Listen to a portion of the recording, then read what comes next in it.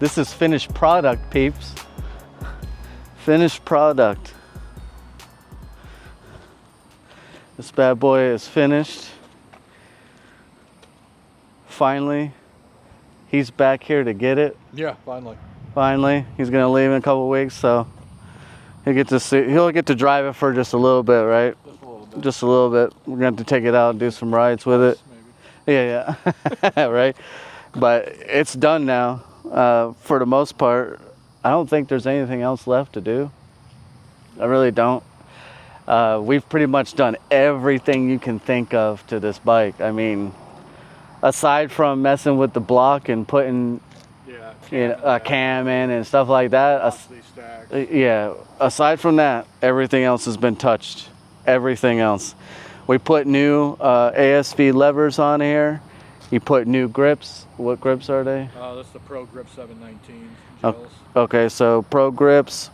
We got the ASV levers. Obviously, a beautiful paint job, I would have to say myself. I mean, you're not going to find another one like it. I mean, it's mediocre. Beautiful. It's mediocre. Well, he's not going to have fun. It's up for sale. Yeah. It's up for sale. But 12 grand. Yeah, everything has not been. A fucking penny less. Everything has been touched, right? We actually had to raise this thing up. Yeah. When we first got it, it was slammed. It was literally set up for the drag strip. It wasn't set up for street at all. I mean, this thing is already, it's been stretched. It's lowered. We have it at 2 inches. 2 inches in the rear. We dropped it an inch and a quarter. It's an inch and a half. Okay. In the front. We had to raise it. So when we got it, this was at 2 inches. A little past that. A little past 2. So we had to raise it up because for everybody that doesn't know, people when they do these videos, they don't tell you like the stuff that really happens that goes wrong. This thing, there were so many things, like I didn't take enough videos of all the stuff that occurred on it. And there was something that happened, one thing after another with this bike. So for instance, you know, we got it, it was all put together, went to take it around the block, gave him the key, he came back, and we had to repaint the bottom of this, or this fairing. Well, we repainted the whole thing, but we touched it up because of how low it was. When he went to take the corner, it scuffed the fairing. Now the fairing that was on it beforehand was like, it was totally trashed. So there'll be pictures of that because I took pictures of that in the other video. It was just a trash fairing. So we had to fix it. That's just one example, but there was just one thing after another. I had it all put together. He was in Japan still. I had it all put together. I was trying to start the bike and I'm like, I don't know what's wrong with it. It wasn't starting. So I went to pull the gas tank up, and it was because I didn't plug the sensors in for the injectors. Just stupid stuff like that. You know, these are like real life things that happen that people don't really touch base on. But when you're building something and you're taking something new and you're trying to make it new, these things happen. But we've literally, the paint job has been a complete asshole. So, I mean, I put a lot of time and effort into this paint job. I would say this is probably my most favorite paint job yet. I love this bike as if it's like it's mine. I have a lot of sweat and tears in here. A lot of sweat and tears. So, probably but some skin, blood. Yeah, there's a little bit, there's DNA everywhere. Yeah, and not the good kind. So, but it's all done. We put a Hindle exhaust on. We decided to go Hindle instead of Brock's, kind of trying to change it up a little bit. I like the way it looks. It has a $1,000 cheaper. about 800. Yeah, about 800. Yeah, but we went with it. It's got a real pretty look. We changed out the lowering links. It was the same measurements, but the ones that were on it beforehand were Musi. Yeah, so we got the Brock's Performance one. It's the same thing. It's nothing different really. We changed out the rear caliper. Obviously it needed a new rear brake rotor and pads. Everything needed to be, this here is a whole new part. Not cheap either. No. Not cheap. It's just $300 or something. It was Caliper? yeah, $300 for the caliper. It's just a stock OEM. 100 for the rotor. Yeah. So you're looking at about $400 without pads. So, you know, they're $30 for the pads. We painted the rims to match the gold on the bike. We did a rebuild on the clutch. We kept it's an OEM clutch.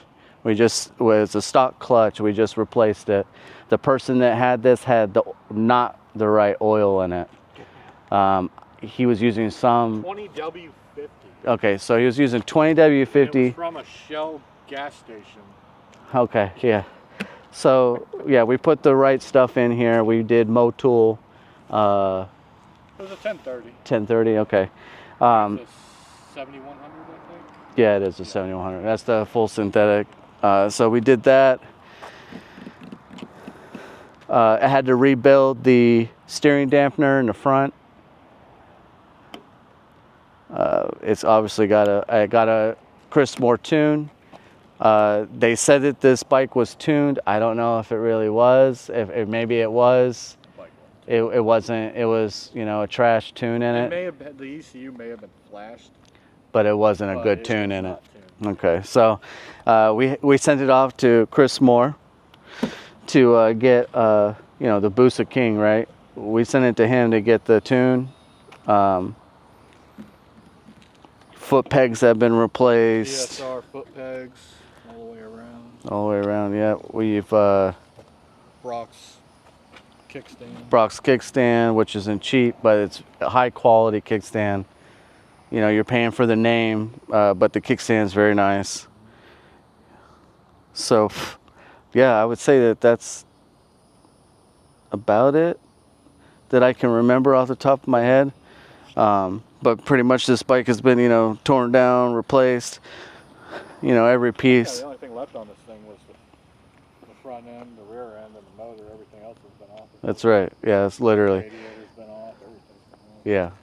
This bike here, we kept what the scheme that we did here is the factory limited edition.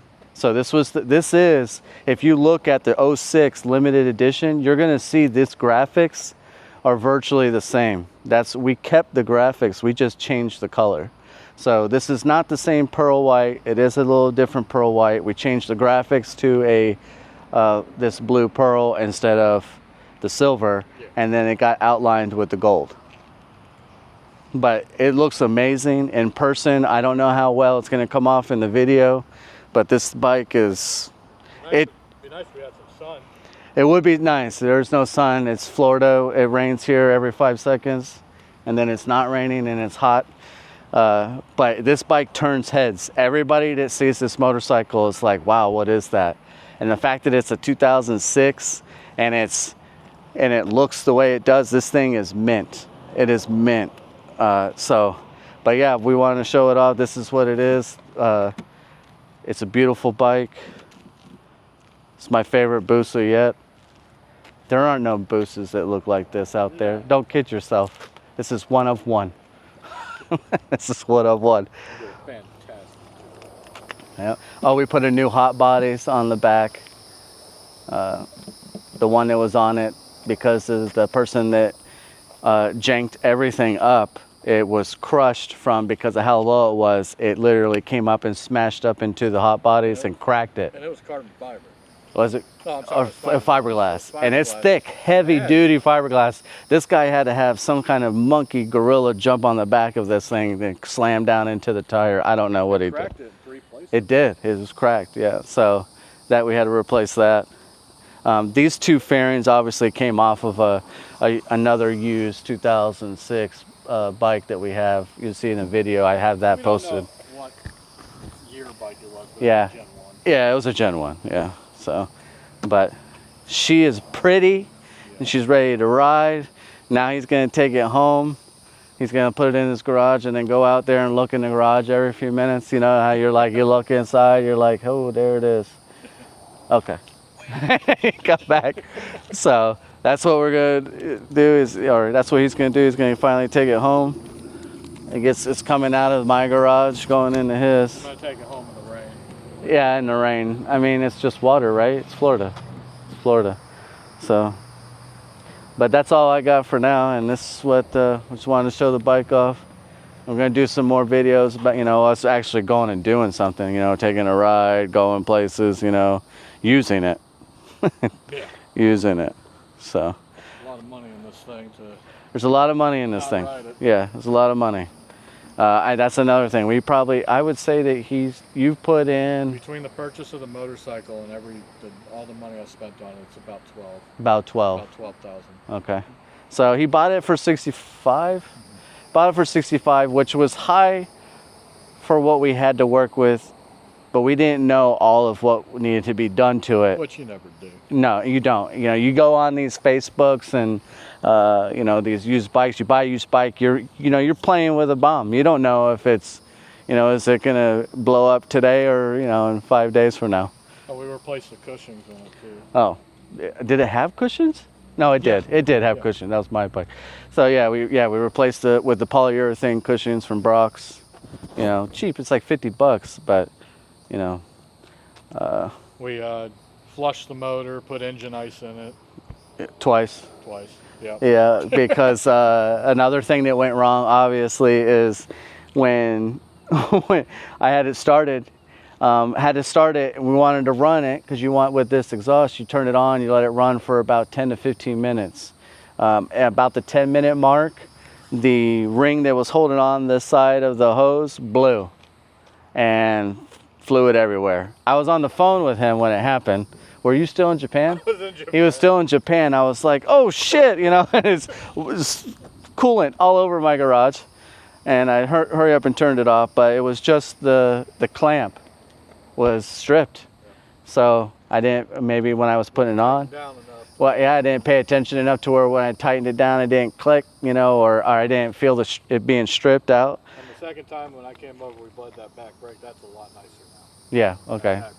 All right, so we bled the brakes. Everything's been done, but this bike is, I feel like now I really know a Gen 1 Hayabusa. Yeah, we gotta get you one. Yeah. Put this over again.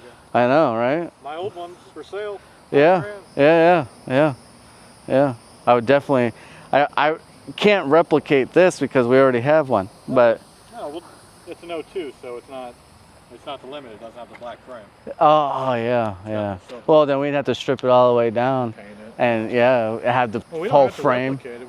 We can change the colors though. You know? Oh yeah, no, I would change the colors. Yeah. Maybe keep the same scheme, but just do a whole different color scheme. That red. I feel like everyone does candy red.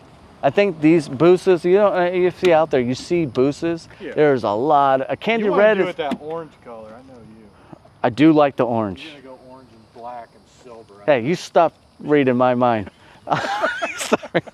But I definitely like the orange, but orange would be my primary color, maybe black metallic with the graphics with another highlight in there, a different color to highlight it. Gold, you know, something, I don't know. But this one here is done. This one's done for now. Next one's either going to be 06 GSXR 1000 or somewhere in between 2002 and 2007 Yamaha Roadstar Warrior. Okay. That will get painted candy apple red. Yeah, he wants the candy red. Everyone loves candy red. When you see it in person, there's not much that has like that real depth, that pretty color that's rich. Candy red. There's a reason why people do candy apple red. You know, we call it candy red, but there's so many variants. But I mean, white motorcycles being white, I've never been a huge fan of. But for some reason, on the Hayabusa pulls it off every time. I love it. Yeah. I love it. I love this color. We got some sun now. We got some of that pearl kicking in. Yeah. Oh yeah. Imagine when we're going to be able to wax this thing. Yeah, in a couple of 6 months. Because you know, you're not supposed to wax after 30 days until 30 days because after painting, but we got 38 coats of paint on it. So there is a lot of paint on here. Primer. A lot of paint.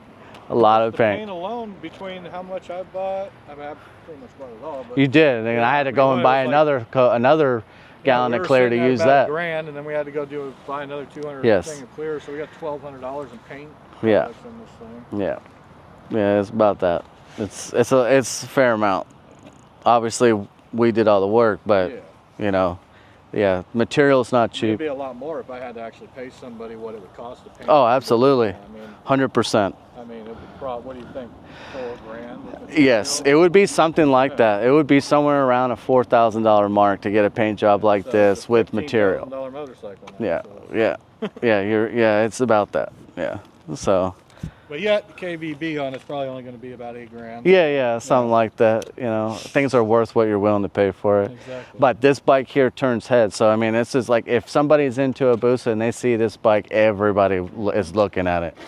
So, but she's done. Well, that's all we got for today. I'll see y'all next time.